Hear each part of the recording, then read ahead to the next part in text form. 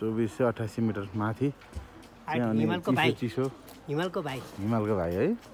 नेपालको झन्डा रहेछ नि त्यहाँ है तर कामै सबै नै भत्केर केही नै रहन्छ नि ध्वजा मात्रै बाँकी रहेछ त यस्तो त हुनुहुँदैन है झन्डा राखेको रहेछ क्या नेपालको झन्डा तर च्यातिएर अहिले त बिजोक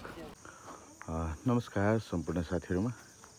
तपाईँहरू माझ फेरि पनि म नयाँ भिडियोको साथ उपस्थित भएको छु अहिले चाहिँ म ठ्याक्कै सुनसरी जिल्ला परासीता नगरपालिका वार्ड नम्बर 6 चकरघट्टीमा छु दसैँ मान्नको लागि यहाँ आएको र अब चाहिँ काठमाडौँ जानको लागि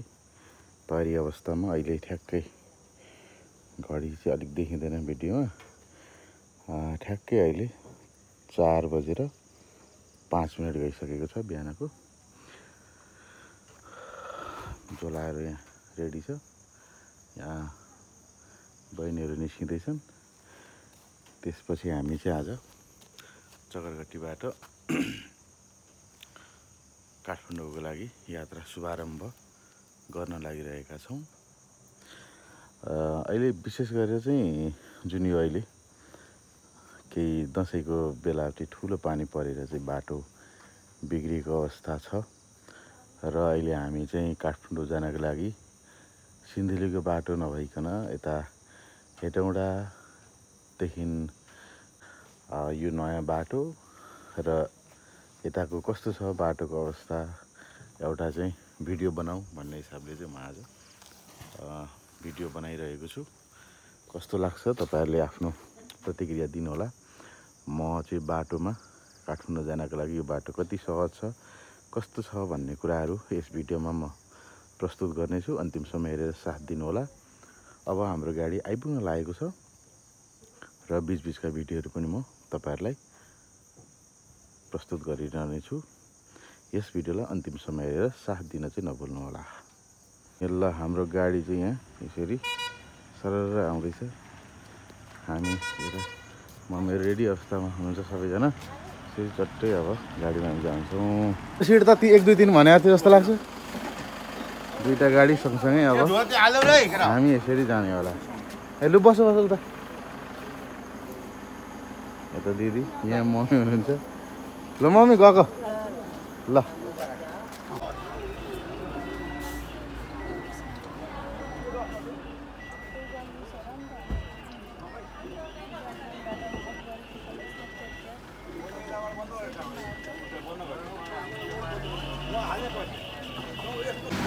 अहिले चाहिँ यहाँ अहिले हामी ठ्याक्कै खाजा खाने ठाउँ यो चाहिँ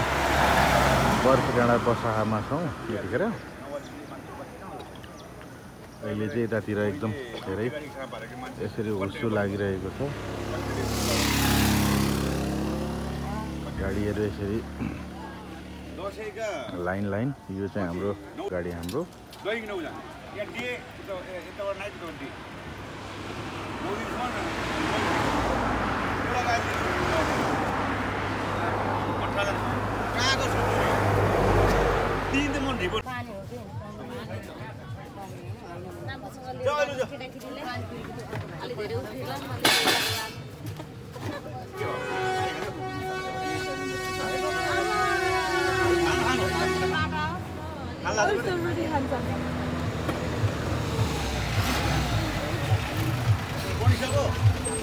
बनिसकेको छ यहाँ आउन मात्रै हातमा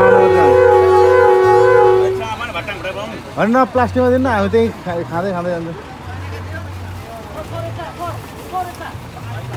हाम्रो चाहिँ यहाँ चटपटे बन्दैछ है आज यहाँ चटपटे खानालाई गाडी हाम्रो गाडी यता छ यहाँ चटपटे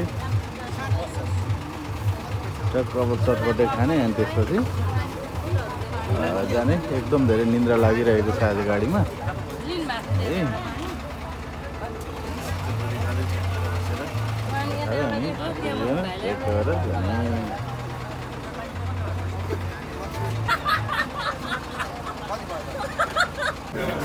यो चाहिँ भात खाने ठाउँ यो विमानभन्दा गाडी खाना खानको लागि अगाडि चियाबारीको बाटो छोडेर हामी सिन्धुलीबाट चाहिँ यता हेटौँडा जानुपर्ने भएकाले गर्दाखेरि चाहिँ हामीले यहाँ खाना खानुपर्ने सबै गाडीहरू यहीँ एकदम धेरै भिड यहाँ खाना खान पनि एकदम गाह्रो अवस्था थियो जाउँ जाउँ जाउँ जाउँ जाउँ छैन मु छैन भन्छु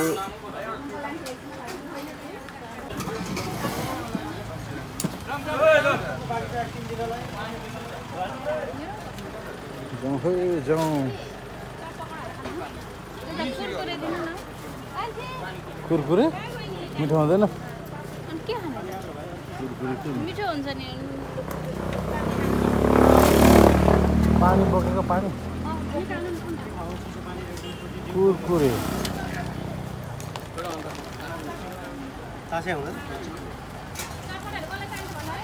चटपटेहरू छ है चटपटेहरू छ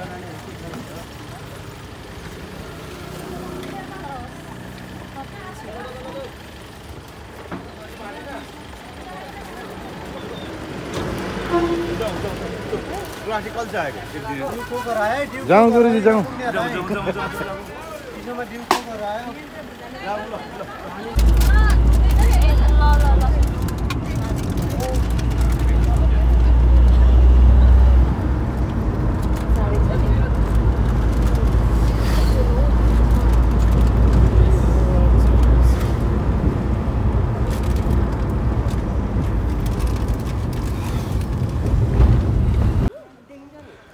यो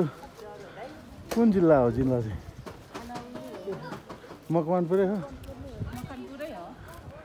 यो चाहिँ थाहा नगरपालिका 4 सिम भन्ज्याङ एकदम चिसो चिसो है यहाँ चाहिँ एकदम चिसो रहेछ जाडो जाडो म त सिक्किमतिरको जस्तो जस्तो महसुस हो चिया नखानु म त चिया खानु यहाँ चाहिँ फेरि गाडी लाइन लागेर रोकिएका छन् यता यस्तो छ हामी चाहिँ अब चट्ट एकछिन थकाइ मारेर यो चाहिँ मुखसुख धोएर यो अवस्था खाइसकेको छौँ अलिकति रिफ्रेस भइसकेको छ बाटो यताको चाहिँ अलिकति ठुलो रहेछ उता चाहिँ एकदम सानो सानो बाटो थियो उता चाहिँ ठुलो बाटो रहेछ यहाँ चाहिँ टावर देख्न सकिन्छ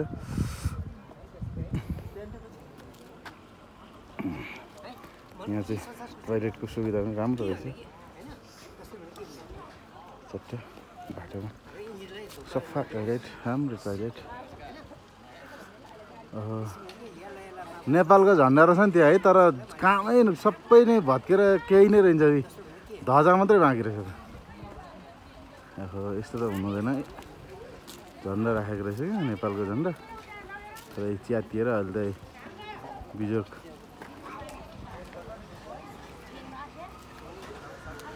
यो झन्डा चाहिँ फेर्नुपर्ने रहेछ है के खाने त हौ रोटी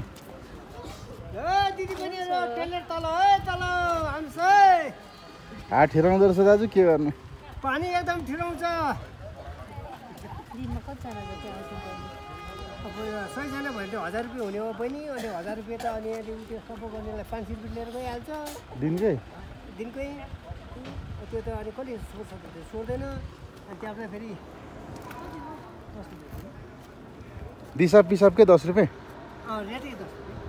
कायदा गरेर छन् धेरै गाह्रो छ नि बहिनी मलाई यो टोलमा बसेको त टेन्सन त म त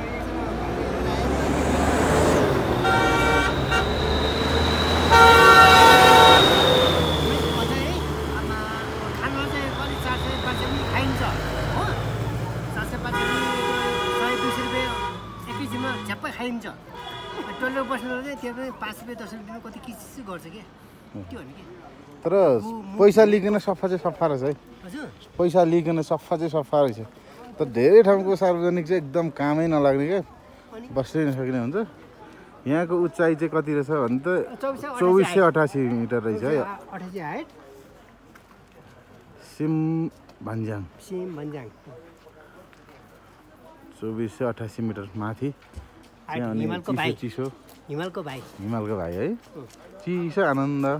मजा चाहिँ मजा आयो हामीलाई चाहिँ मधेसको गर्मी खाना खाँदा गरेको मान्छे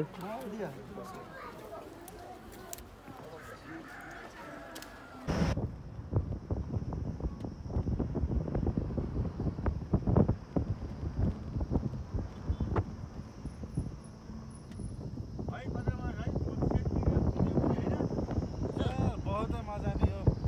तपाईँले यस्तो राम्रो बाटो ल्याउनुहुन्छ